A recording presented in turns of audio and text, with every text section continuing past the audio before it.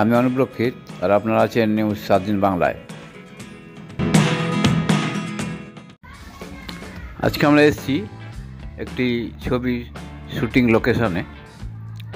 ছবির নাম ration card. ছবি প্রডিউস করছেন অশোক গুপ্তা এবং পরিচালক জয়ন্ত উপাধ্যায়। এই রেশন কার্ড ছবির music director Babul Bose, lyricist Debprasad Chakraborty. এই ছবিটি খুব শীঘ্রই মুক্তি পাবে।